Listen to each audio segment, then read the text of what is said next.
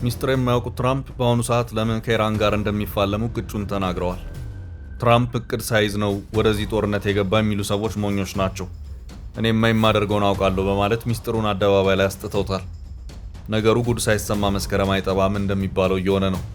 So somebody said, "Oh, he doesn't have a plan. I have the best plan of all, but I'm not going to tell you what my plan is." You know, they want me to say, "Here's my plan. We're going to attack at 9:47 in the morning, and then we're going to do this, and then we're going to..." And if you don't do that, they say, "I have a plan."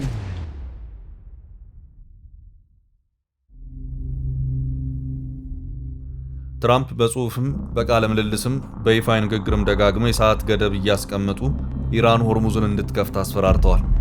ሰሚ ግን አልተገኘም። ኢራንና ትራምፕ ተነቃቅተዋል። ጨዋታው ከኒውክሌር ባለፈም ሌላም አለው። Well, President Trump has also been repeating his threats to target Iranian energy and transport infrastructure if Tehran doesn't open the Strait of Hormuz.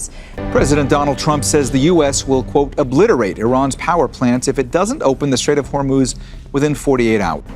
በመጨረሻም ትራምፕ ፍርጥ አድርገው ተናግረውታል። እንዲህም አሉ። እኔ እዚህ ጋር ሳንወሻሽ እውነቱን ፍርጥ አድርጌ ልንገራችሁ። እኔ አሁን ከኢራን የምፈልገው ነዳጅ ነው። ይህንን ያህል ጦርነት አድርጌ በመጨረሻ የአሜሪካ ሕዝብ የሚጠይቀኝ እጅህ ከምን ብሎ ነው? ይህም በመሆኑ የኢራንን ነዳጅ ወስጄ አደርገዋለሁ፣ ቢዝነስም እሰራበታለሁ። በቃ ያለው እውነታ ይሄ ነው ሲሉም ትራምፕ ቅጩን ባልተደባበቀና ግልጽ በሆነ ቋንቋ ተናግረዋል። እውነቱን ምሽቱን ከሰጡት መግለጫቸው ቀንጨብ አድርገን እንስማ። If I had my choice, what would I like to do? Take the oil. Because it's there for the taking. There's not a thing they can do about it. Unfortunately, the American people would like to see us come home. If it were up to me, I'd take the oil, I'd keep the oil, and would make plenty of money.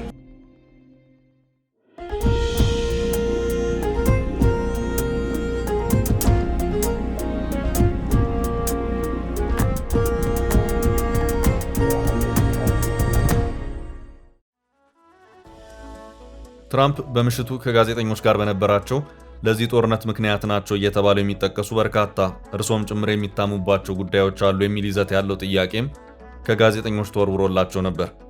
ትራምፕም አሉ፣ እውነቴን የምላችሁ እንዲህ እያለው የሚያወሩ ሰዎች ሞኞች ናቸው። ይህ ጦርነት ዓላማው አንድ ነው፣ እሱም ኢራን የኒውክሌር ጦር መሳሪያ ሊኖራት አይገባም የሚል ነው ሲሉም ነበር ከነዳጁ አሜት ራሳቸውን ያራቁት። እዚህ ጋርም ጥቂት እንስማቸው። They're foolish because the war is about one thing. Iran cannot have a nuclear weapon. ትራምፕ ኢራንን ኒውክሌር መታጠቅ የለባትም ብዬ ወደ ጦርነት ገባው ካሉ በኋላ አሁን ደግሞ ባዶ እጄን አጨብጭቤ ወደ ቤቴ ስገባ የአሜሪካ ሕዝብ እጅ ከምን ስለሚለኝ የግድ ኢራንን ነዳጅ ይዤ ለአሜሪካ ሕዝብ ማበርከት አለብኝ በማለት በግልጽና በአደባባይ ተናግረዋል።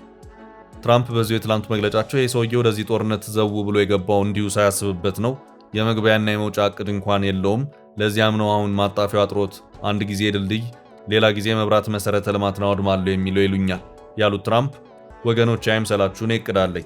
ወደዚህ ጦርነት የገባንበት በደንብ አስበንበት ነው።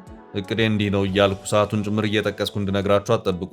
በአጭሩ ልነግራችሁ የምፈልገው ወደዚህ ጦርነት የገባሁት በእቅድ ነው። እቅድ ወይም ፕላን አለኝ።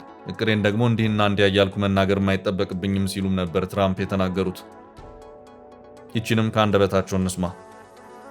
So somebody said, "Oh, he doesn't have a plan. I have the best plan of all, but I'm not going to tell you what my plan is." You know, they want me to say, "Here's my plan. We're going to attack at 9:47 in the morning, and then we're going to do this, and then we're going to..."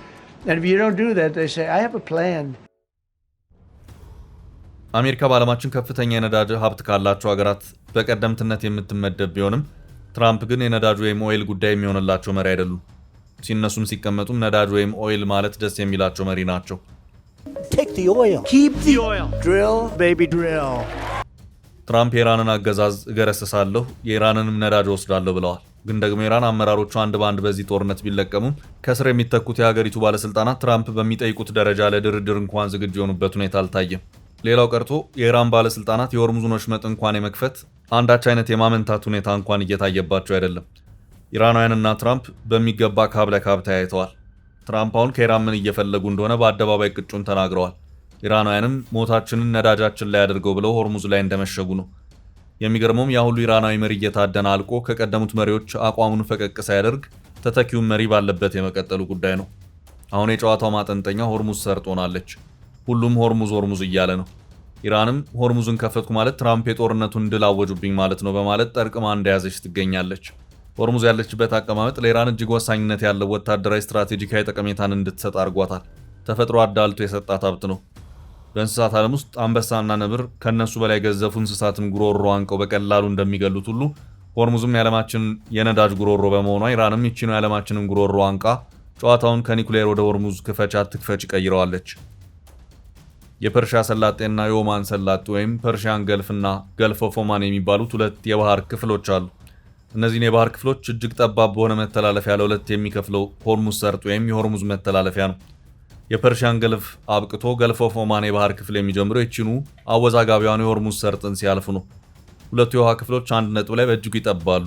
ሆርሙዝ የሚባለውም የተፈጥሮ አንገት መሳይ የየብስ ጉሮሮ የሚገኘውም እዚች ነጥብ ላይ ነው። Gulf. Between these two gulfs is this very narrow stretch of water, the Strait of Hormuz. ሆርሙዝ ላይ ማዶ ለማዶ የሚገኙት ሶስት ሀገራት ናቸው።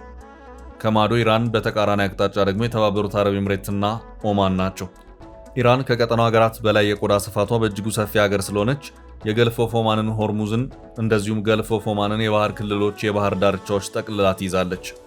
ከኢራን በተቃራኒ የሚገኙት ማለትም ኩዌት፣ ባህሬን፣ ኳታር፣ የተባበሩት አረብ ኤምሬት፣ ኢራቅና ሳውዲ አረቢያ ከነዚህ የሁለት የባህር ሰላጤዎች ከኢራን በተቃራኒ አቅጣጫ በአንድ መስመር ተኮልኩል የሚታዩ ናቸው። እናም ኢራን ካላት የቆዳ ስፋት ከህዝቧ ብዛትና ካላትም ስትራቴጂካዊ አቀማመጥ አንጻር በቀጠናው ባሉት የአረብ ሀገራት በስጋትነት የምትታይ ሀገር ናት። ኢራን ከቀሪው አካባቢ አረብ ሀገራት ጋር በጋራ የምትጋራው እስልምና ሃይማኖትና እሴቶቹን ነው። ከዚህ ውጭ ኢራን አረብ ዝርያ ያላት ሀገር ስላልሆነች ከአረቦች ጋር ያላት ግንኙነት በገደብ የተመሰረተና በብዙ ጥርጣሬ ውስጥም ያለ ነው።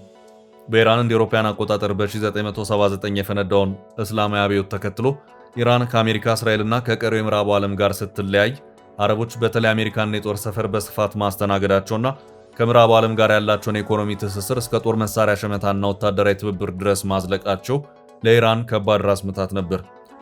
ብዙዎች የአረብ ሀገራት በሁለት የባህር ክፍሎች ተከፍለው ከኢራን ማዶ የሚገኙ በመሆናቸው በኢራን ቅርብ ርቀት ላይ ሆነው በተለይ ከአሜሪካ ጋር የፈጠሯቸው ወታደራዊ ግንኙነቶች ኢራን በስጋት ዓይን እንድታያቸው አድርጓል።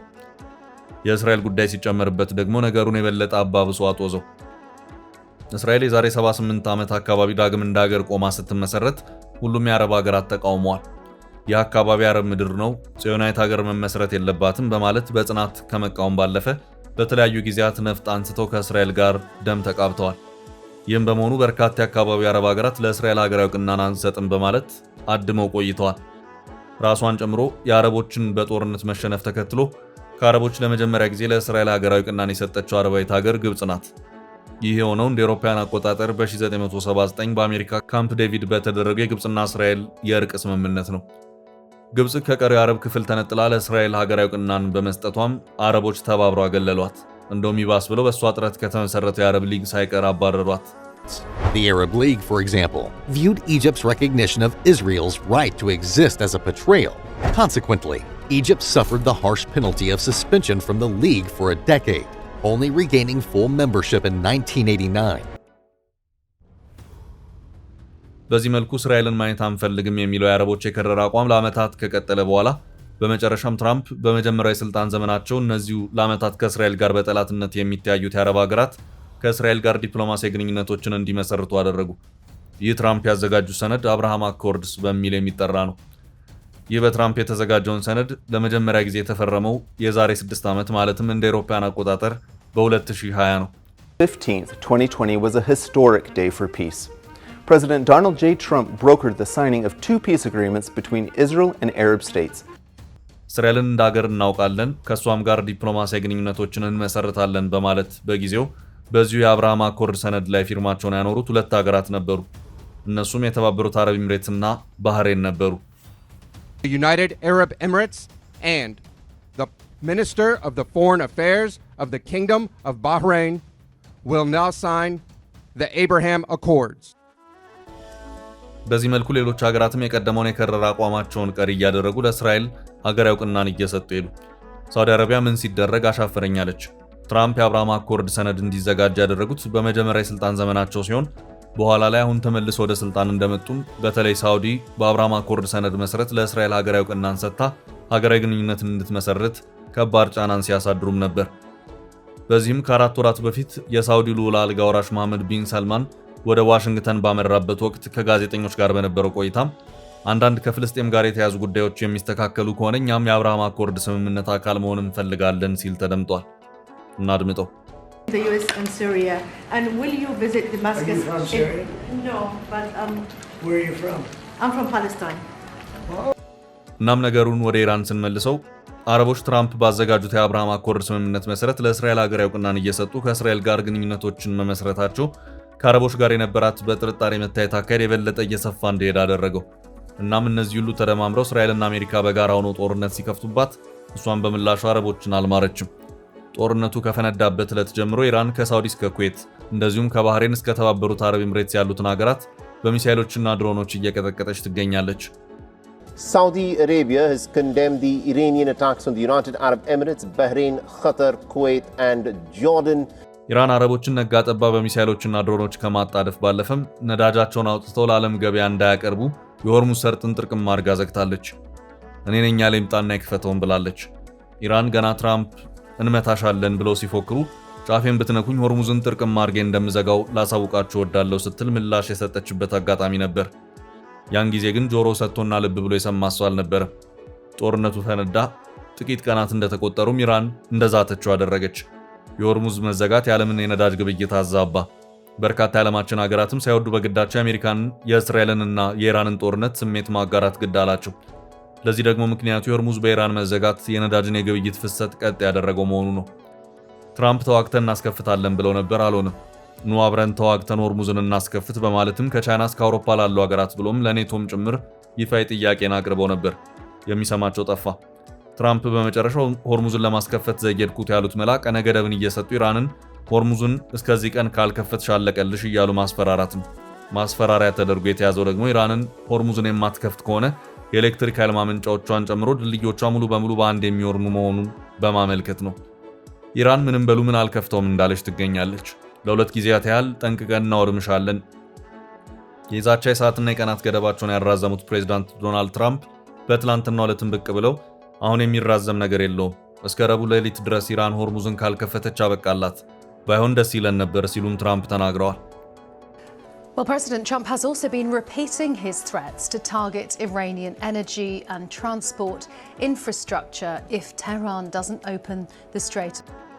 ነገሮች በዚህ መልኩ ቀጥለዋል። የሚሆነውን በየቀኑ ከሚለዋወጠው ክስተት ጋር አብሮ ማየት ነው። አበቃን።